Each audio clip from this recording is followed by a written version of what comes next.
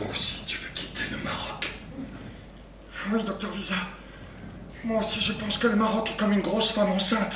Et si ces enfants veulent vivre, s'ils veulent naître, il faut qu'ils sortent, il faut qu'ils partent.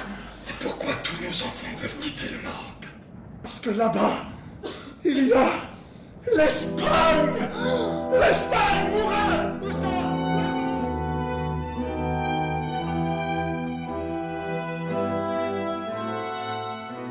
Saïd El Félis raconte le voyage d'un jeune étudiant marocain qui s'appelle Saïd et qui décide de quitter son pays, le Maroc, en passant par Barcelone pour venir clandestinement à Paris. À Paris? Vous attendez, monsieur le confrère? Le petit arabe, il va à Paris? Et taisez-vous! Et tu vas faire quoi là-bas, à Paris? Eh ben, j'ai rencontré Marilyn par internet. Elle est productrice de cinéma, elle m'a dit que si on se mariait, je pouvais avoir mes papiers. Vous attendez, monsieur le confrère? Le petit arabe, il va devenir une star de cinéma à Paris? Et taisez-vous! Et tu sais qu'il y a beaucoup de racisme là-bas? Ah bah, c'est quand même le pays des droits de l'homme. Vous entendez, monsieur le confrère? Alors là, vous pouvez lire. Là, vous pouvez lire. Et taisez-vous! Dans l'histoire de la Comédie dell'arte, Harlequin est un paysan qui quitte ses vallées bergamasques pour venir tenter sa chance à Venise, où on y parle le dialecte vénitien, où il ne se fera pas comprendre, mais où il se fera exploiter. Il y a déjà en germe, dans cette histoire-là, l'histoire d'une immigration.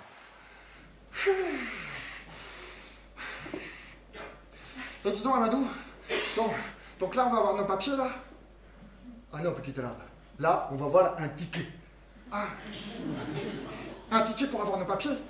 Ah non, un ticket pour avoir un rendez-vous. Ah. Et avec le rendez-vous, il nous donne les papiers? Non, non, non. Là, au rendez-vous, il te donne un dossier.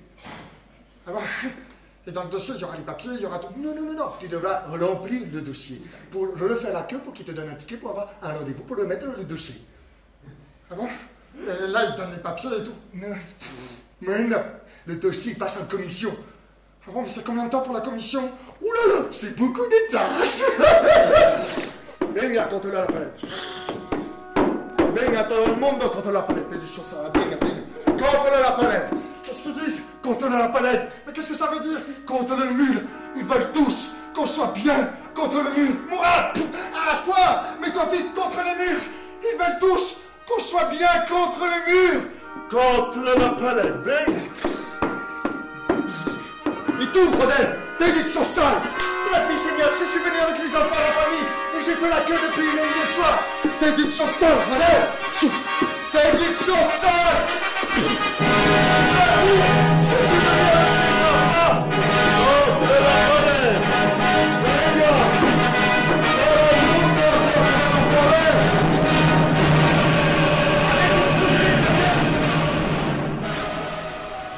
L'idée aussi, c'était d'explorer toutes les techniques du jeu masqué, en passant par le mime, l'imitation, de manière à faire vivre au maximum cette épopée et aussi tous les protagonistes de cette odyssée.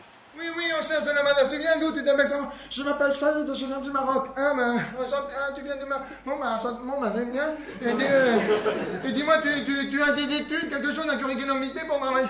Bah oui, j'ai fait des études au Maroc. Au Maroc? Bon, bah, viens avec moi alors si t'as des études. Alors, si t'as des études, tu mets ta main là, spons, crac, et travaille si t'as des études. Un des grands thèmes centraux de la Comédie dell'arte, c'est évidemment la dénonciation des rapports sociaux de l'époque, qui étaient les maîtres et les valets, les dominants, les dominés, les exploiteurs, les exploités. Alors même si c'était une forme de théâtre très très populaire, c'était aussi une forme de théâtre très politique. Allez, s'il vous plaît, c'est la pause pour tout le monde. Ah bah là on a dit le mot magique, hein, mais après on mange. Allez, tout le monde prend son petit sandwich et on va à la cantine. Allez, son petit sandwich. Oui, c'est bien, je t'ai vu, tu as bien travaillé, c'est bien, allez. Allez, on y va. Et dis, tu vas où avec ta pelle, toi? Non mais dis, tu crois pas que t'as plus pratique avec une fourchette? Non. Allez. Ah, je viens vraiment, hein. Allez, bon, c'est bon. Ah, et le petit arabe, il est où, le petit arabe, il est où? Bah, il est où, le petit arabe? Bah, t'es pas maudit, il m'avait laissé là, il n'a pas pu faire un circuit quand même. Oh, c'est pas vrai. Mon Dieu, patron! Mais le petit arabe, il a que le G, ça peut la plus tombe! Bon, allez, dépêche-toi, va vite, nous chercher quelque chose pour le sortir de là, une cordelette, un câble, je sais pas, n'importe quoi.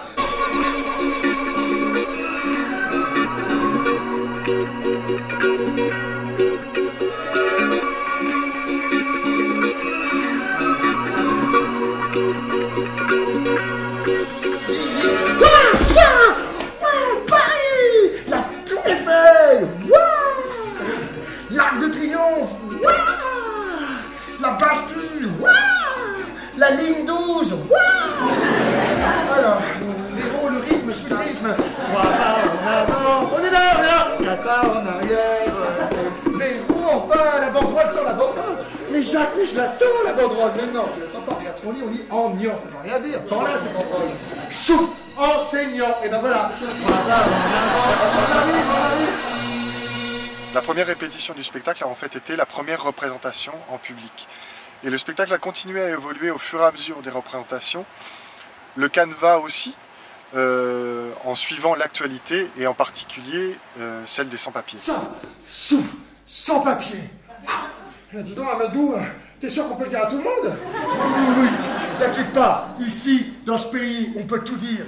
C'est l'actualité qui m'a nourri pour ce spectacle-là, mais pas forcément celle qui est relatée par les médias. J'ai plutôt privilégié les rencontres personnelles avec des sans-papiers, des entretiens qui m'ont permis de me nourrir pour écrire le canevas et aussi parfois pour donner naissance à certains personnages dans le spectacle. Papa, qu'est-ce qu'il y a, Clovis? Papa, j'ai mal aux pieds, je veux rentrer à la maison. Tu nous saoules, Clovis. Tu sais que c'est pour toi qu'on est en train de se battre. Une des grandes victoires du théâtre, c'est de porter un regard sur ceux qu'on ne veut pas voir et de mettre en avant-scène des marginaux, des exclus et d'en faire des héros. Un mur. 2 murs. 3 murs.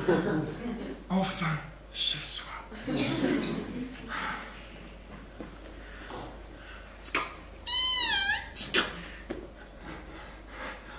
Oh, Barcelone. Oh, ah bah Christophe Colomb. Oh oui, Christophe Colomb.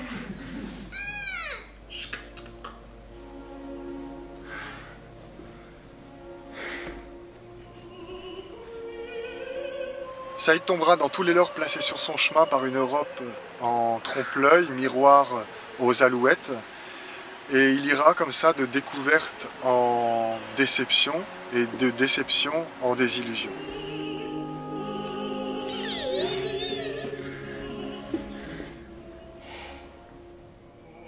Saïd El Feliz, c'est l'histoire d'un voyage initiatique, d'une quête, la quête de soi, le désir d'ailleurs, la recherche de l'autre, mais c'est aussi le combat pour une véritable reconnaissance sociale. Saïd, tu seras heureux là-bas. Heureux. Est-ce qu'on sait si on va être heureux? Tu sais, Saïd en arabe ça veut dire heureux, alors j'ai toutes les chances de mon côté.